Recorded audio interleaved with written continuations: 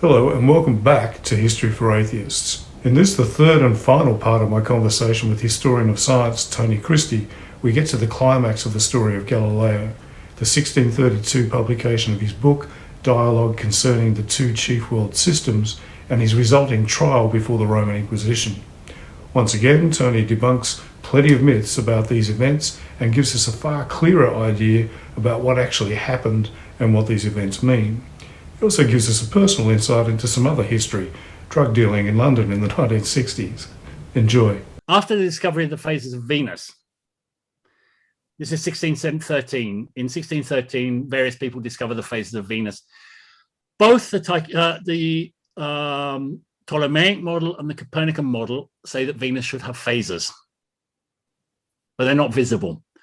With a telescope, they become visible, but they're different phases. And the phases that they observed prove that the Venus orbits the sun and not the Earth. It is assumed that Mercury also does. Yep. So we're back to the Capellan model, that at least Venus and Mercury orbit the sun. Yep. The proof that Mercury also orbits the sun, has phases and orbits the sun, comes in 1630 something. After the whole Galileo thing. So we've got Venus and Venus and assuming Mercury orbiting the sun. So the Ptolemaic model is dead.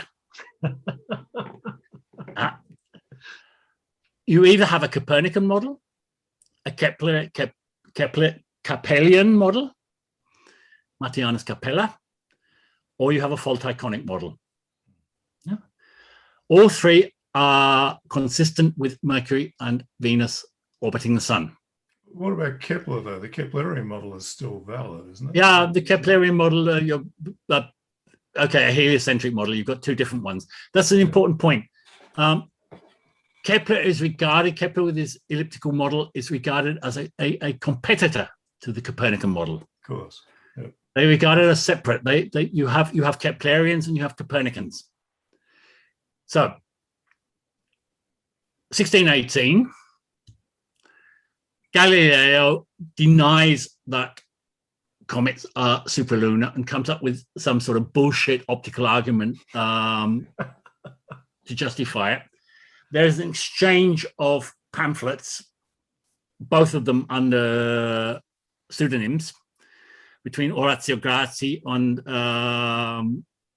Galileo, which ends with Galileo's Il Saggiatore, the Essaya, which is one of the most famous publications made by Galileo.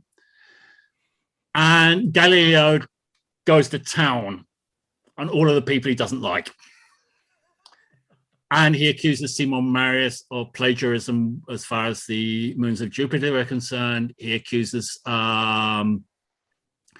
Christoph Scheiner of plagiarism as far as the sunspots are concerned, which is kind of ironic because later in the Dialogo, he actually plagiarizes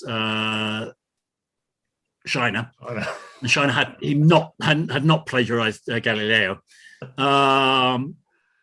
He takes a swipe at everybody, dumps on Grassi in major polemic style, and comes out with this the two books, and the Book of Nature is written in the language of mathematics. Two things: the two books name goes back to early medieval times and has been repeated all the way down the line. There's nothing new about that. And second, people have been saying that science is done with mathematics for at least 200 years before Galileo came out with this quote. So there's nothing new in that. He's just even more. There's a 14th century example of that language, I think. So yeah. No, there's an earlier one. It's almost identical quote from Robert Grosseteste in the 13th century as well. Yeah, exactly. So there's absolutely people going about how fantastic this quote from Galileo is, and he's the first person to introduce mathematics into science. And it's complete bollocks. I mean, you got Clavius arguing this from about 1560 onwards. You got Simon Stefan in Holland claiming it much earlier than Galileo. Simon Stefan is doing experiments with falling balls and all the rest of it long before Galileo, and doing them mathematically. You got Kepler formulating mathematical laws of astronomy and mathematical laws of optics, like so. And Galileo comes along sort of 30 years later, and everybody says, "Oh, he's made a great discovery." You think, it's what I said at the beginning. People don't read the context. They don't look at the context. Yep. They don't look at the they read Galileo, but they don't look at the scientific context. Yep. So and the thing is that by this point, his old mate Barberini has been appointed Pope. And the Barberini is a big fan of the Lincei, the Academia Lincei, and they publish a really big thing celebrating Barberini's election to Pope, which contains the first ever, or the earliest known drawings made with a microscope of bees, because the family shield, the coat of arms of the Barberinis is 3 bees. Yeah. So they do this sort of thing with and they're historically interesting because it's the very first publication using illustrations made with a microscope. Right. So we got this sort of thing. So Barberini is elected Pope. He's very much into the Lincei. He's a big fan of Galileo's, and he invites Galileo to private audiences. So just a point that I've often wanted to clarify. So Barberini becomes Pope Urban the 8th. Yep. Would you say they were actually friends? People often talk about them as being friends. They were friends. Okay. Yep. They were friends. They were friends going up. As much as a mathematicus can be a friend of a cardinal. Yeah. They were friends, and it goes back a long way. Yeah. As I say, it's known that in 1613, Barberini had a private conversation with Galileo where he said, so slow down a bit, buddy. We're going to drink a bottle of wine, and I sort of. Okay. And the Il Seggiatore is dedicated to Barberini, and he loved it. Yeah. He loves it. Yeah. He thinks it's wonderful. And the story goes that that Galileo, in one of his audiences with Barberini, and he's getting audiences. I mean, getting an audience with the Pope is really difficult. It's a big deal. Yeah, exactly. It's a big deal. And Galileo is getting private audiences with the Pope. Yep. And Galileo says to the, we don't talk about heliocentricity. The Protestants do. And the Protestants are saying, we don't talk about it because we're too ignorant. They're making fun of us. So Barberini says, well, yeah, that's cool. You're the expert. Write a book about it. Write a book about the 2 different models. Treat them equally. Don't come down on either side. And we'll show the Protestants that we're not ignorant. Yeah. But is this conversation documented, Tony? Is this something, or was this something that's there's relative good hearsay evidence that it took place. Okay. There's not a letter from Galileo. But there is good evidence that Galileo persuaded Barberini to let him write the book, and Barberini gave the conditions under which the book should be written. Galileo then sets out to write the Dialogo. He's an old man, so it takes a long time. The big point is to get it past the censors. There is censorship. Yeah. And before anybody says, oh, well, there is censorship in all churches, all political organizations, all political powers, all church powers throughout the whole of Europe. Yeah. There is no such thing as freedom of speech, freedom of expression, or whatever. It doesn't exist. So when you say there are senses, it's nothing. I mean, beginning of the 17th century, Thomas Harriot and which one of his sponsors? Oh God, Riley end up in prison for a time because they're supposed to have propagated atomism. Like sort of this is the Church of England. This is the civil authorities in church throwing a scientist into prison for being an atomist. And it's perfectly normal. And so Galileo goes away and writes the Dialogo, which of course is anything other than unbiased. It is a polemic totally for heliocentricity, and it's complete. My only comment on that would be Galileo would have to be the last person on Earth you would ask to write a balanced and diplomatic appraisal. The mates. He wasn't in the man's nature, but anyway. The mates. Barberini thought he could trust him. Fair enough. So he does this. It never got censored. The Roman censor was basically in the pocket of the Lincei, and agreed that he would censor the printed version page for page when it was published, and the Lincei was supposed to be publishing it. They had certain influence over him and his wife and what have you. There was a lot of dealing going on in the background. It's politics again. Sorry, just to clarify for the listeners, though, the Lincei, that's the academy. The Accademia Lincei. This is Prince Cesare. This rather strange private scientific academy, which Galileo was a member. The Duke of Tuscany, which is Galileo's boss as its head. No. Prince Cesare is a minor aristocrat from whatever. He's the boss of this thing. He set it up when he's still a young man. He originally set it up as a sort of private religious organization with only 3 members. It's a sort of, I thought it was a Medici thing. Go on.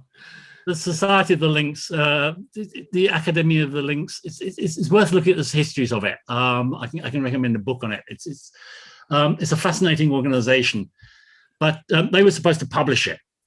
They didn't in the end because he died without his money, and he was actually bankrupt, like a lot of aristocrats. Lived on credit, and Galileo at the time was in Florence with his manuscript, and there was a plague, which meant he couldn't go to Rome to go to the censor. He didn't want to have to pay the costs of having the manuscript copied and sent to Rome to the censor, so he managed to do a deal with the church that the censor, because the censor in Rome was supposed to censor it. The censor in Florence would do it. He then played the 2 censors against each other, saying that he said it's okay, and he said it okay. So in the end, neither of them actually read the thing. The only thing that did get changed was the title, because he and here we come up against one of the great mysteries of Galileo. The thing was supposed to be originally called the theory of the tides, because the 4th day is written in 4 days, and the 4th day is Galileo's theory of the tides, which is his proof of heliocentricity. It's his proof that the Earth moves. Yep. And he'd actually first presented this theory when he was getting into deep waters in 1615. He'd written up this theory, which was probably actually originated by Sarpi, not by Galileo. Okay. It's not unusual for Galileo to steal his ideas from other people. The Parabola Gazettes was probably originates by Del Monte, together with Galileo.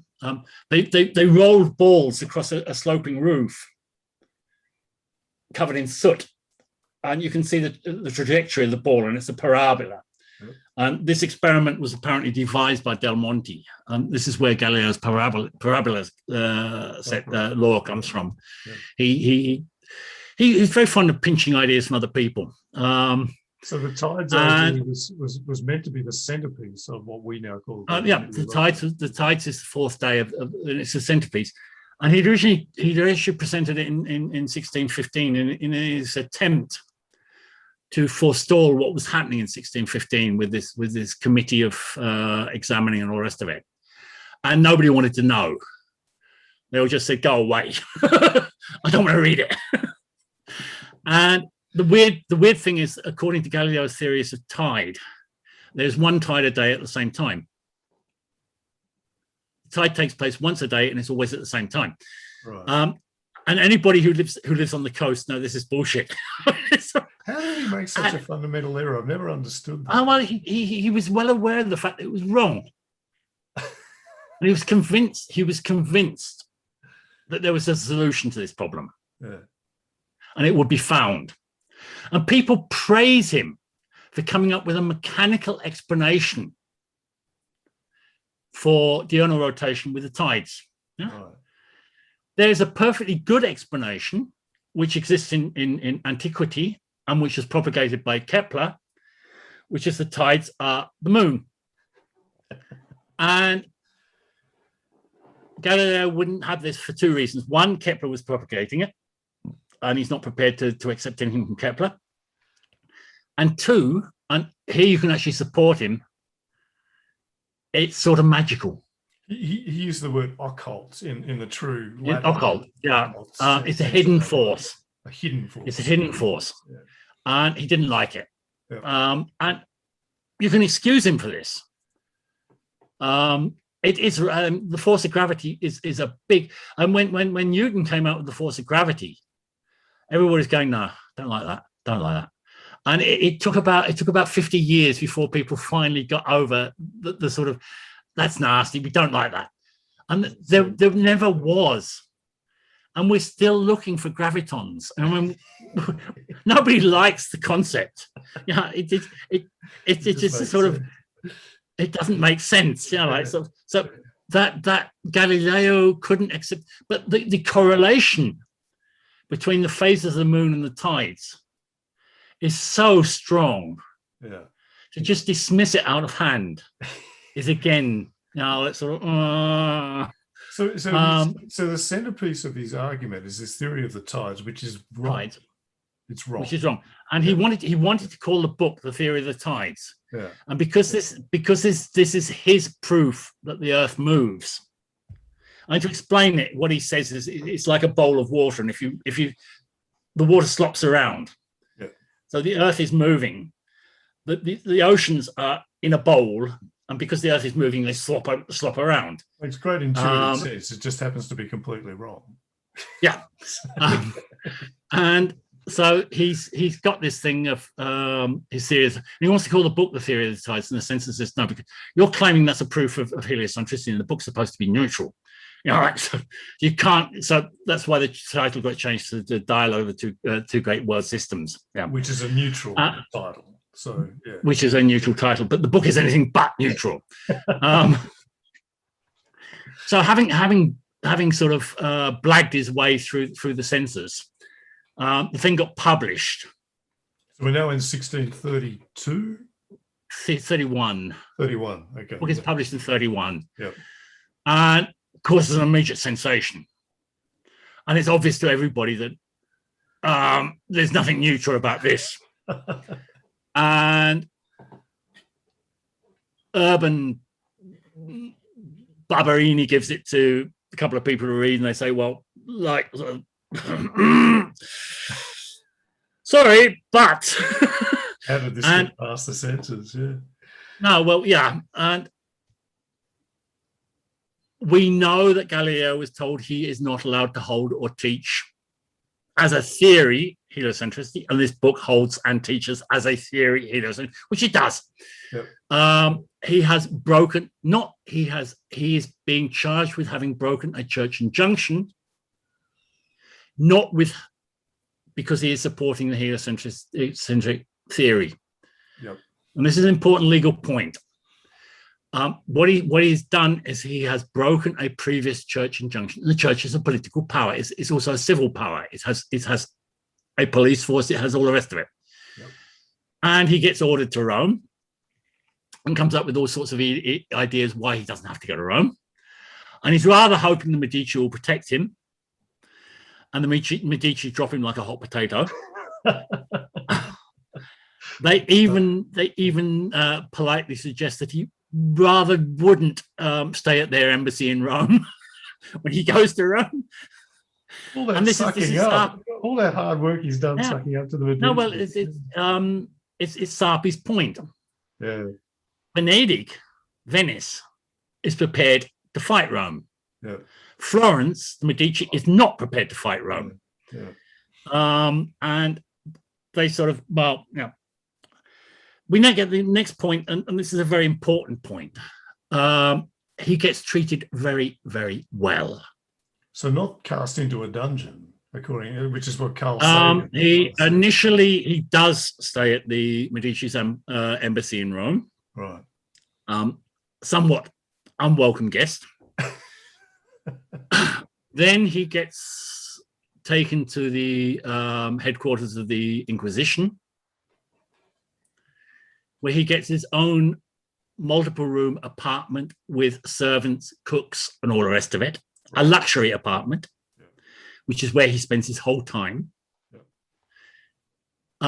He is housed there because that's where he's interrogated. He never goes to prison in any way whatsoever.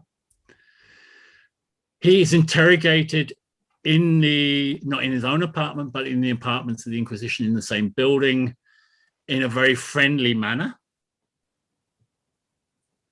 He offers a compromise. He offers to rewrite the book. He says, rereading it, I realized I didn't quite write it what I intended to write. Can I rewrite it? No.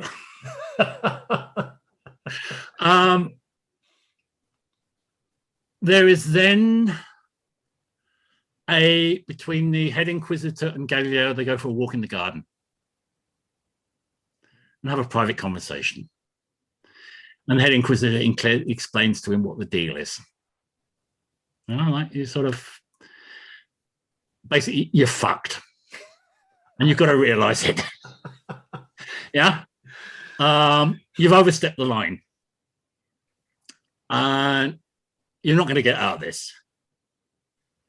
But if you play ball, we'll be nice to you. So they go back, second interrogation, and he sort of admits that he's made a mistake and all the rest of it.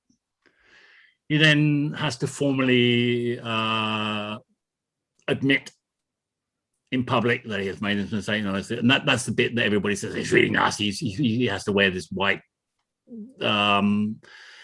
shirt and all the rest of it and blah, blah, blah. And fine, but that's what people do. He is found guilty, vehemently suspicious of heresy because he contradicted a church injunction which said he is not allowed to teach. That language sounds very, very strange, but my understanding is that was a very low level in the complex gradation of heresy. It's kind of like the lowest level.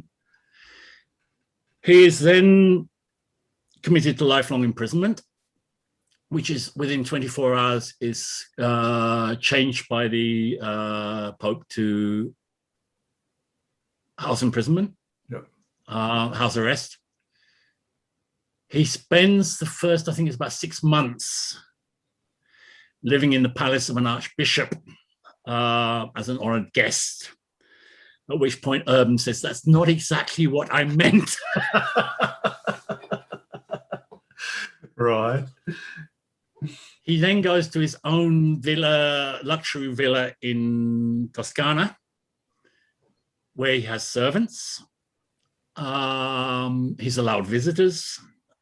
He's treated with respect. His visitors are vetted, of course, because he's officially in prison, but he also has Viviani as his secretary and his thing. So he then, at this point, he dictates the Discorsi, Dialogues Concerning Two New Sciences, which, in my opinion, is the reason why we should respect Galileo and not his stuff on Copernicus. Yeah. Literally not his stuff on Copernicus. Yeah. But the Discorsi is a very, very important publication in the history of science. And that he's officially not allowed to publish it, but the church basically turns a blind eye as it gets sent out of Italy and published. I'm like, there's no, and there's no, nothing happens, and there's no censorship and all the rest of it. Yeah. Back in 1616, books that claim the truth of heliocentricity are placed on the index,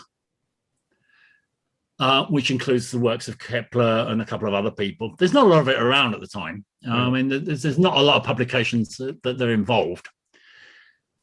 Interestingly, the De Revolutionibus, Copernicus's own book, is placed on the index until corrected, and it is corrected, which is very unusual. So just to explain, what does corrected mean? What does that mean? Usually books that are placed on the index until corrected are never corrected. They remain on the index. Yeah. What placed on the index until corrected is that the offending passages are removed or changed or rewritten. So this involved pasting some amendments over on the page. What happens is that the amendments in this case they remove any statements which claim that heliocentricity is a true theory. Fact, right. Which is actually only a handful of passages in the entire book. Yeah. And they issue a list of things, and Catholics are expected to write the changes on a piece of paper and paste them into their copy of We have Galileo's amended copy of De Revolutionibus. So he did it. Yeah. That's interesting. He did it, yeah.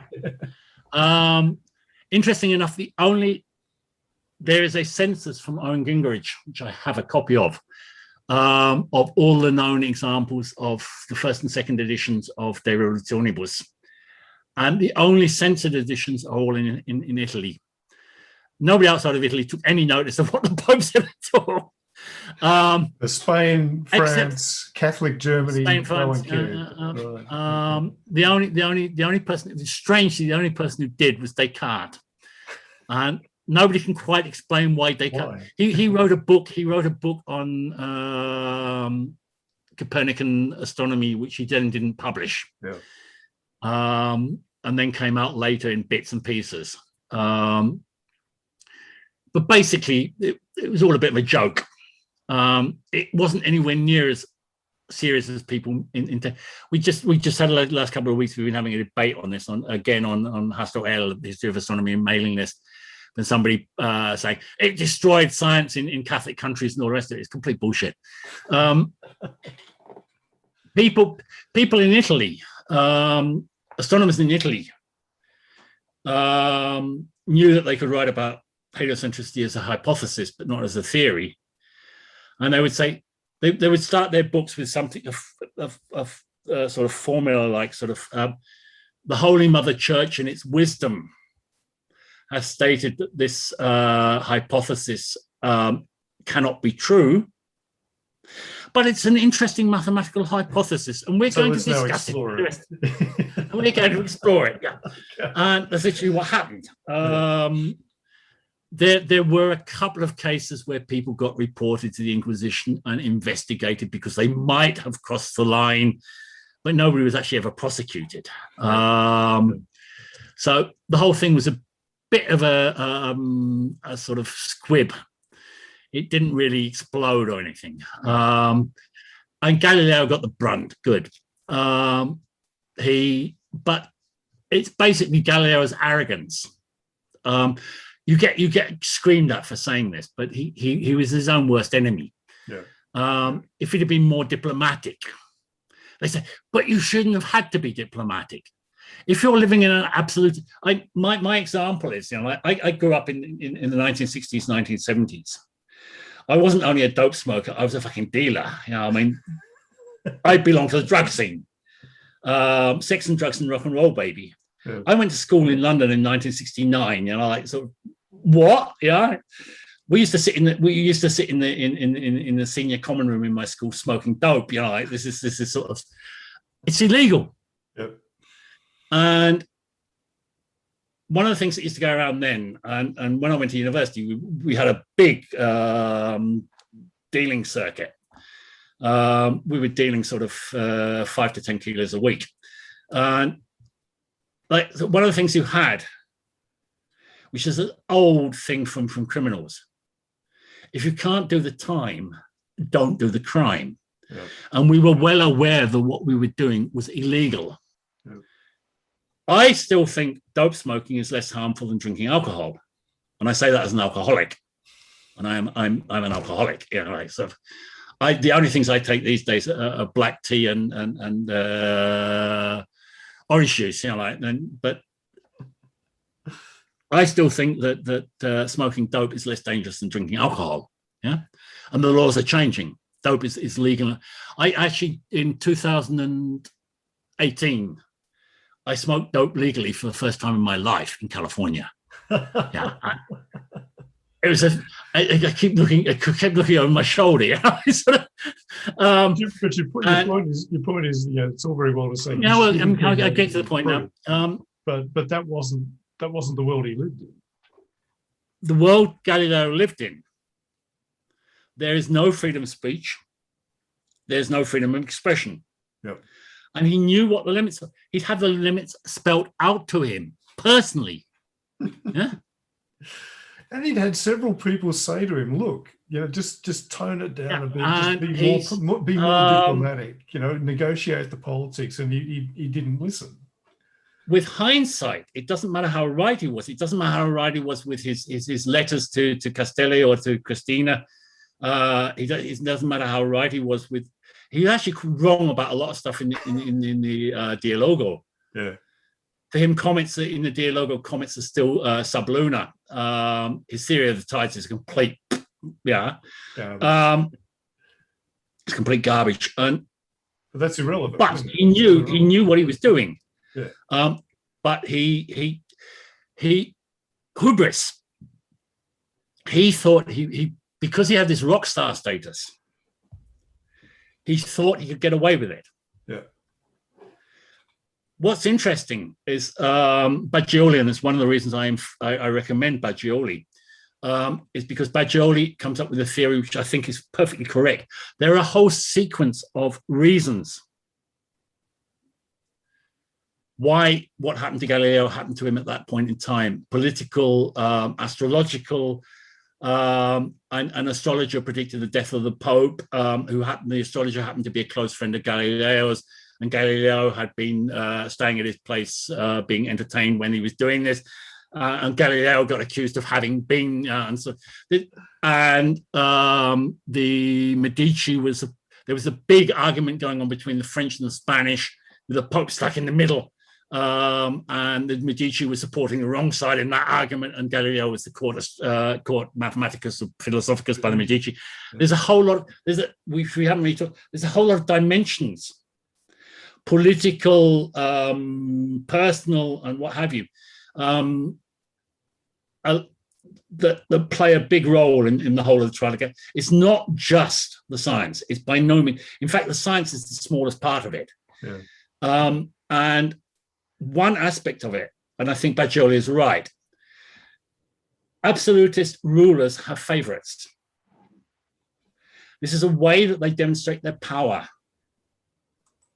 I can take you, whoever you are, it doesn't matter what you are, who you are, and I can place you on a pedestal, and you become important. Yeah? And Galileo was a favorite of Urban. And one thing that absolutist rulers do is they dispose of favorites. It's a power move. I can set you up there on the pedestal and I can push you off it again. Yeah. The famous example is Elizabeth and Essex. If you know your Tudor history, Essex was Elizabeth's favorite, and she destroyed him. It's sort of, and it's a reoccurring thing with absolutist rulers. Set up a favorite and destroy them. Demonstrate your power. Yeah. Fagioli thing. I think one of the themes of what you've been saying, and one of the things that's come out is how much this was all to do with politics. And I think it's Finocchiaro who gets quite famous Galileo scholar, gets quite annoyed that the focus is always on this sort of religion and science thing. He said it was. Well, one of the books I'm going to recommend is one I haven't actually read myself, which is the newest book from Finocchiaro. Finocchiaro's his stuff is great. Just before we get on to the book, just before we get on to the book recommendations, though, Tony, I just want to go back to 2 points. One is when you were talking about the trial, you said that he was questioned in a very friendly manner. Now, one of the myths is that he was either threatened with torture or that he was tortured. Stephen Fry once stood up on television in a big debate about the Catholic Church and got very emotional about the fact that Galileo was tortured, despite the fact he wasn't. But the idea that he was threatened with torture, there is one document that says that he warns him that he will be questioned even to the point of torture. But that was more of a formula, wasn't it? Was there any genuine threat of torture? He is being tried on suspicion of heresy. Yeah. This formula is one of the formal aspects of a trial of suspicion of heresy. Yeah. If you don't come clean, the next stage will be this. And it's so a formality. It's a bit like saying, do you promise to tell the truth, the whole truth, and nothing but the truth? It's an extreme version of exactly that. Something that you say. Are you going to tell the truth, or are you not going to tell the truth? And second point on the trial, one argument that I've seen, there's a kid calls himself the Cosmic Skeptic, and he's one of these atheist YouTubers. He's about 22 years old, and he's actually doing a theology degree at Oxford. He knows his stuff about theology. He doesn't know his stuff about history. Now, he claims that the whole thing was a fix, that Galileo, that they told him that he'd been forbidden to teach the theory in any way, and he produced the receipts. He had a document from the 1616 hearing that showed that they were wrong. Now, that's all total nonsense, right? No, well, what happened was, as I say, when he had his first conversation with Bellarmino, he went home and people were saying like he'd been censored by the church. Yep. And he hadn't. And he wrote a letter to Bellarmino and said, look, people are saying this about me, spreading rumors.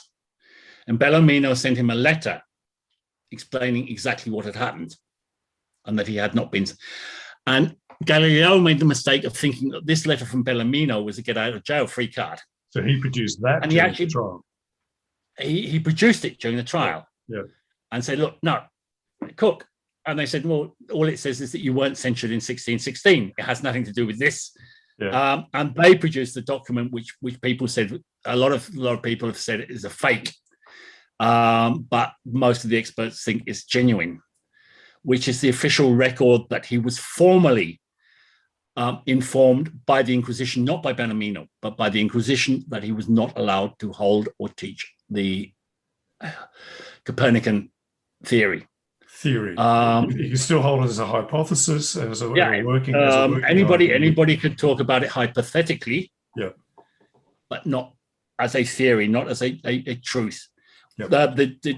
Our distinction between hypothesis and theory didn't exist then. It's slightly different, but I use the modern terms. Yeah. I've been criticized for using the modern terms, but it's the easiest way of explaining it.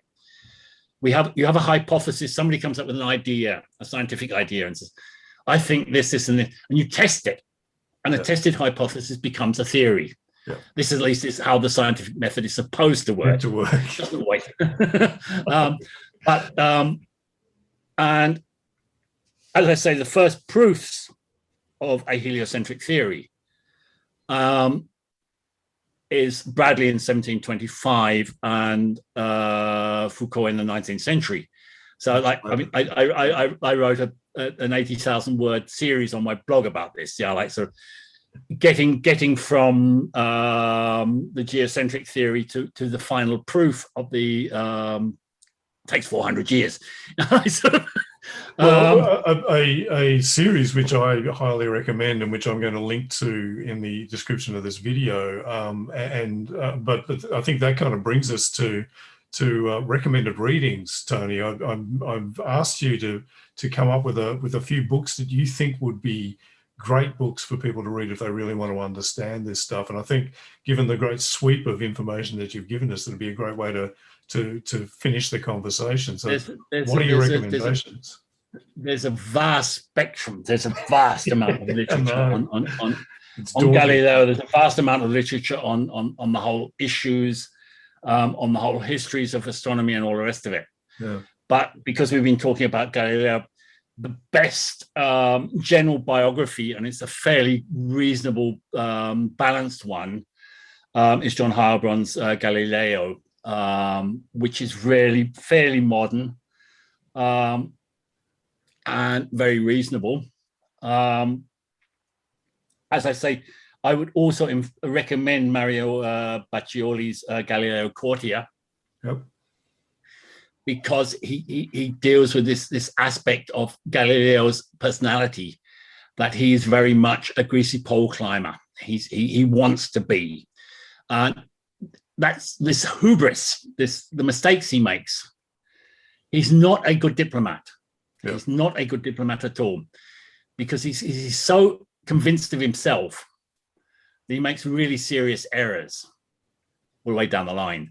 Yeah. And Baccioli comes up with this theory, which I think is very correct, that it's sort of Orban sets him up as a favorite, and giving him personal, private audiences and all the rest of it, and then destroys him. Tears him down. Yeah. But by that point in his life, Barberini is very paranoid. He's a very paranoid pope. He's under an incredible amount of political pressure, and he needs to prove himself. Like sort of on the whole, on the trial, and if you want a simple, straightforward explanation of the details of what he did right and what he did wrong, and the trial and all the rest of it, is a book I know you know it is Shea and Artigas Galileo in Rome. It's an excellent book. Yeah. Which is an excellent book, and it deals with the trial by the Inquisition in detail.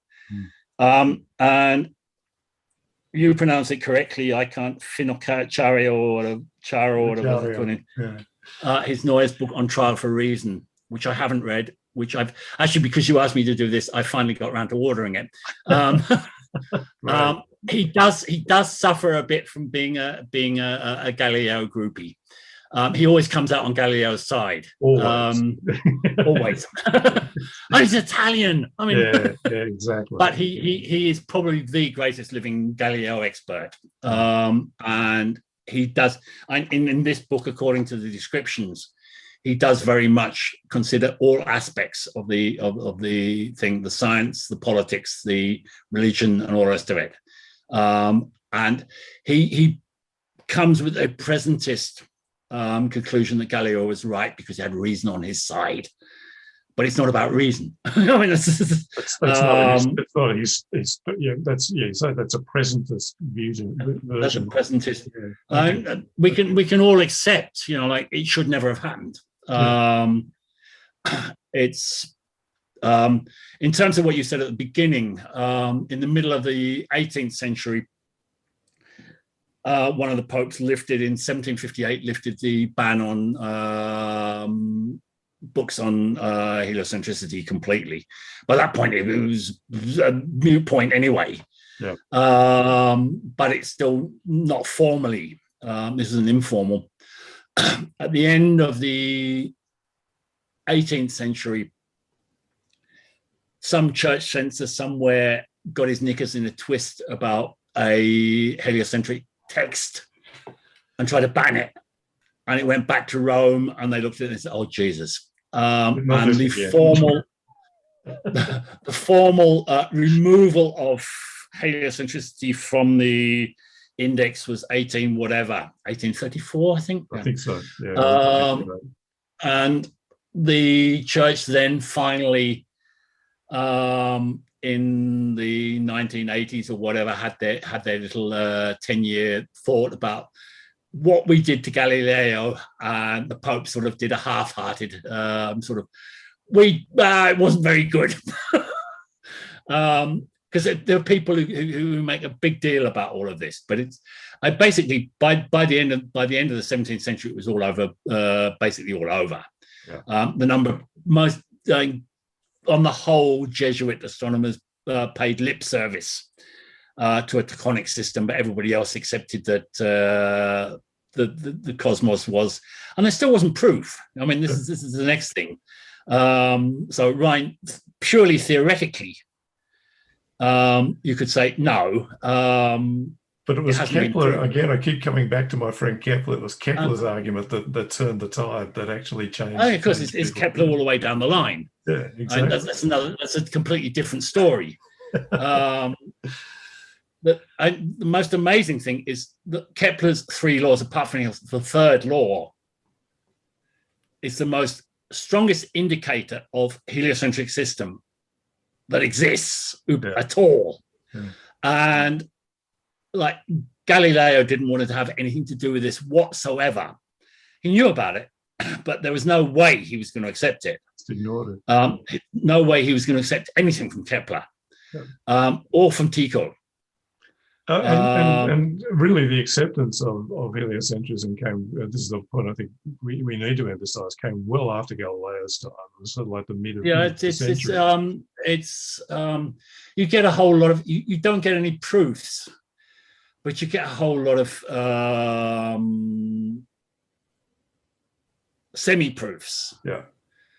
So he's one of your recommended books, Chris Graney's book, which is really about that. Certainly, I mean, Chris Graney's Against All Authority explains a lot about the science on both sides, particularly the science against a heliocentric worldview. But the acceptance comes through, it's people like Cassini determining the diurnal rotation of Jupiter and all the rest of the planets. If all the other planets revolve around their axis, then probably the Earth revolves around its axis, and things like this. And there's a whole lot of small stuff, and it gradually goes on. And basically, by 1660, the big turning point comes in about 1670. I think 1672. People accepted Kepler's first law and his third law, but didn't accept the second one, because the second one's rather strict. People don't like it. Like it's sort of this thing to remind people, if you can't remember at school, if you draw a line from the sun to a planet, then that line sweeps out equal areas and equal periods of time as it goes around the orbit. And this for people, this was just a number too complex.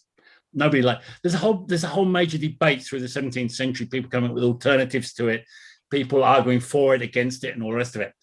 And Kepler's proof of it is an early example of integral calculus without any concept of limits or anything else. He just sort of, things disappear. So the whole idea that the science was settled in Galileo's time is obviously completely wrong. I mean, Galileo died in 1642. You're talking about the 1660s, 1670s, where the question is still live. I think it's 1672. Nicholas Mercator comes up with a new mathematical proof of Kepler's second law. Okay. And that's the point where people go, now, you've got Kepler's three laws. They're all solid mathematical. Yeah. The world is heliocentric. I think we could possibly do another show on the acceptance of the theory. But so, did you have any other books other than that? You just mentioned Graney's book, which I think is fantastic. But any other books that you would recommend? The ones you've recommended, I think, are all great. We'll leave it at that. There's enough reading for the people at the time being. I think it would be. Tony, we have spoken for nearly 2 hours. We have actually spoken for more than 2 hours. More than 2 hours, yeah. I just should have warned you when I start, I don't stop. I expected it, mate. I expected it. But look, I really do want to thank you. We might need to get you back on to talk about maybe some of those points in more detail. But on behalf of History for Atheists, all the viewers, all the listeners, I'd like to thank you very, very much. And hopefully you'll be a return guest. I'd like to thank you, Tim, for having me on your podcast, your YouTube channel. And for finally meeting you, because I'm a big admirer of what you do. I find you must invest an incredible amount of energy and time into some of the blog posts you write, because they're monsters. Yeah, it takes a while. I know. I write a blog post a week. I know how much effort goes into it. Sort of it's. And yours, you don't write as many as I do, but you write much longer ones, and they're incredibly detailed. The admiration is mutual, mate. Yeah, and I think what you do is very, very important. And you asked what can we do to convince people? You can't.